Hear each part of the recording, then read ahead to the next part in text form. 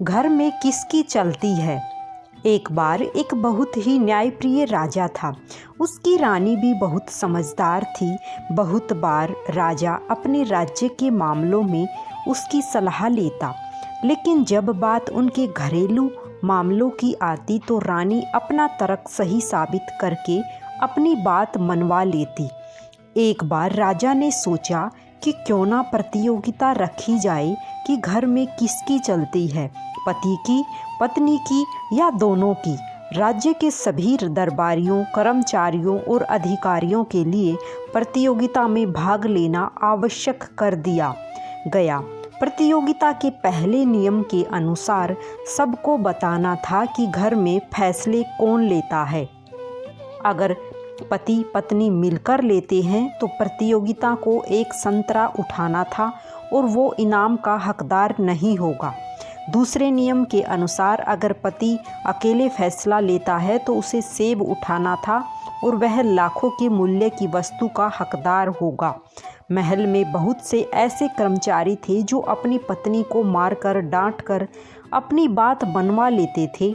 राजा यह बात जानता था, इसलिए प्रतियोगिता का तीसरा नियम था कि अगर जीतने के बारे में यह बात पता चली कि वो अपनी पत्नी को मारता है तो उसे आजीवन कारावास दिया जाएगा। अब जो सोच रहे थे कि वह शान से जाएंगे, सेब उठाएंगे और लाखों का इनाम पाएंगे, उन्होंने भी अपना विचार बदल दिया कि अगर किसी ने शिकायत कर दी कि मैं पत्नी को मारता हूँ तो इनाम के चक्कर में सारी उम्र कारागार में न गुजारनी पड़े। प्रतियोगिता शुरू हुई। आधे के करीब प्रतियोगिताओं ने चुपचाप संतरा उठा लिया। तभी एक पहलवान की बारी आई। वह बोला, महाराज, मैं अपनी पत्नी से बहुत प्यार करता हूँ, लेकिन फिर भी मेरे घर में मेरी ही चलती है। और फिर वह सेब उठा लेता है। राजा कहता है कि अस्तबल में जाओ, वहाँ पर लाखों मूल्यों के घोड़े हैं, कोई भी ले जाओ।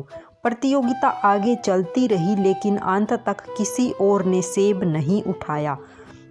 राजा ऐलान करने ही वाला था कि इस प्रतियोगिता में केवल पहलवान ही विजेता है, तो उसी समय पहलवान वापस आ गया और बोला कि महाराज, मैं काले रंग का घोड़ा ले गया था, लेकिन मेरी पत्नी ने बोला कि काला रंग शुभ नहीं होता, बदलकर सफ़ेद घोड़ा ले आओ। राजा बोला, घोड़ा अस्तबल में छोड़ और भाग यहाँ से कम बाकी सभी को इतना तो पता था कि घर में किसकी चलती है, लेकिन तुम्हें तो आज जाकर पता चला है असल में तुम्हारे घर में चलती किसकी है। राजा ने कहा, राजमहल में अब बचे थे राजा और उसका सेनापति, लेकिन किसी की हिम्मत नहीं हुई कि उनसे पूछे उनके घर में किसकी चलती है। राजा ने रात्रि भोज के लिए सेनापति को आमंत्रित किया और भोजन से पहले उसे खाने के लिए सेब और संतरा दिया। सेनापति ने सेब उठा लिया और उसके चेहरे पर एक मुस्कान आ गई, तो राजा ने उसका कारण पूछा। सेनापति ने कहा, उठाना तो मैं संतरा ही चाहता था, लेकिन मेरी पत्नी ने कहा था कि अगर राजा आपसे सेब या संतरा उठाने के लिए कहे तो आप सेब ही उठाना, नहीं तो राजा क्या सोचेंगे कि इतने बड़े राज्य का सेनापति और घर में इसकी नहीं चलती। सेनापति ने कहा कि महाराज, आप यह बताओ कि आपने इनाम में सोने के सिक्के, मोती या हीरे रखते, लाखों का घोड़ा इनाम में क्यों रखा। राजा ने कहा कि मैं रखना तो सोने के 100 सिक्के चाहता था, लेकिन रानी कहने लगी, नहीं महाराज, आप इनाम में घोड़ा ही रखे। यह सुनकर सेनापति हंस पड़ा और बोला कि मुझे पता चल गया है कि आपके घर में किसकी चलती है।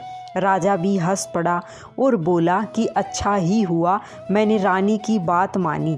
अगर इनाम में सिक्के होते तो वह पहलवान वापस नहीं आता और उसका भी पता नहीं चलता कि उसके घर पे किसकी चलती है। राधे राधे।